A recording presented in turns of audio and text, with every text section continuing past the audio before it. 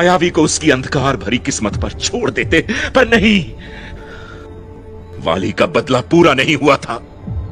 मेरी विनतियों का उस पर कोई असर नहीं हुआ।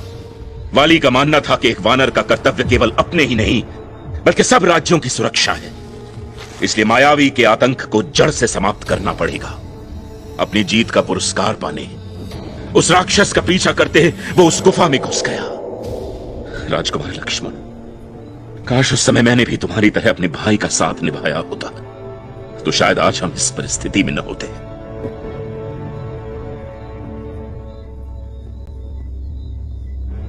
वाली गुफा की गहराइयों में ना जाने कहां गुम हो गया और रह गए महाराज सुग्रीव।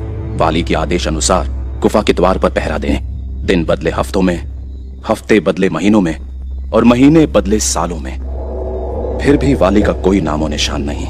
हमें लगा गुफा वाली की समाधि बन गई थी, वो कभी नहीं लौटेगा। पर बिना राजा के राज्य अधूरा होता है। आखिरकार जो वाली लौट कर आया वो मेरा भाई नहीं था। अपना अस्तित्व उसने उस गुफा के अंधकार में ही खो दिया। वाली ने अपने भाई पर राज्य हथियाने का आरोप लगाकर उन्हें बंदी बना दिया।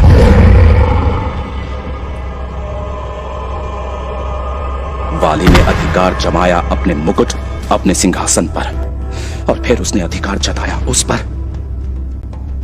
जो इन सबसे अनमोल था।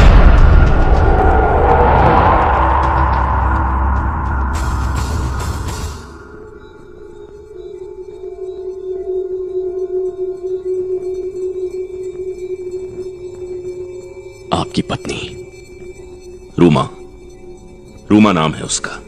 अपनी जीवन संगिनी से पीठ मोड़ने वाला अभागा हूं मैं, पर आप मेरी तरह निर्बल नहीं। अपनी अर्धांगिनी को पाने के लिए धरती का सीना चीर देंगे। क्या मुझे भी यही करना चाहिए था? मैं केवल स्वयं के लिए उत्तरदायक हूं महाराज, किसी और के लिए नहीं। तो फिर देखिए मेरी आंखों में और बताइए मुझे, जितना प्रेम आपका राजकुमारी सीता के लिए है, क्या मेरा अपनी रूमा के लिए नहीं? रूमा का चेहरा तक देखने लायक नहीं रहा मैं। काश मेरी भुजाओं में और बल होता। आपने जोश के बदले होश से सामना किया महाराज, वरना वाली से भिड़कर अपने प्राण खो देते और आज हम सब उस तानाशाह के पैरों तले रेंग रहे होते।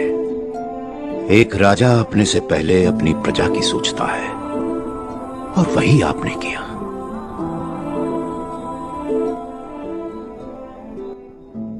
श्री राम वाली को मात देकर हमें अपने घर लौटने में सहायता कर सकते हैं। वाली की ताकत तुम भूले होगे हनुमान, हम नहीं। जिसके सामने हमारे महाराज नहीं टिक सके, उसे ये दो नौसीखे नौजवान हराएंगे?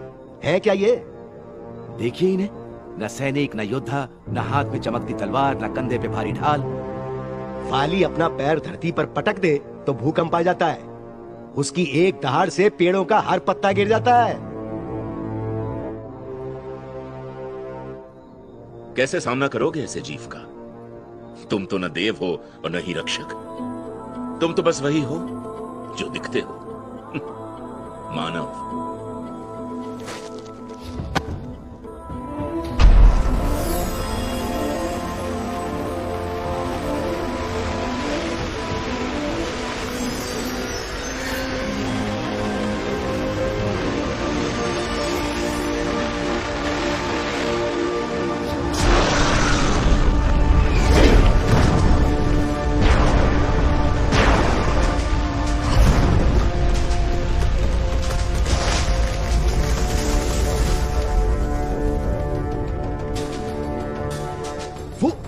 वापस आ रहा है, भागो भागो।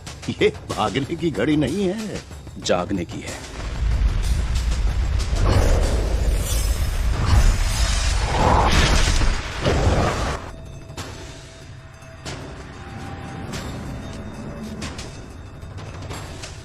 रूमा,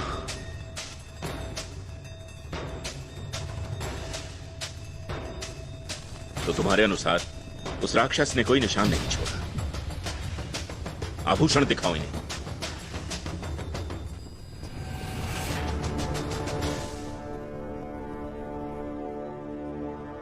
तो निशान मैं देता हूं राजकुमार राम। लगता हम दोनों की खोज एक दूसरे के साथ ही पूरी होगी। ये तो सीता मैया की पायल है। उस दिन उन्होंने यही आपको कैसे मिली? मुझे मिली राजकुमार।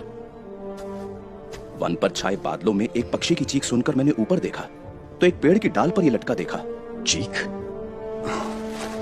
अब समझ आता है कि वो पुकार एक स्त्री की थी।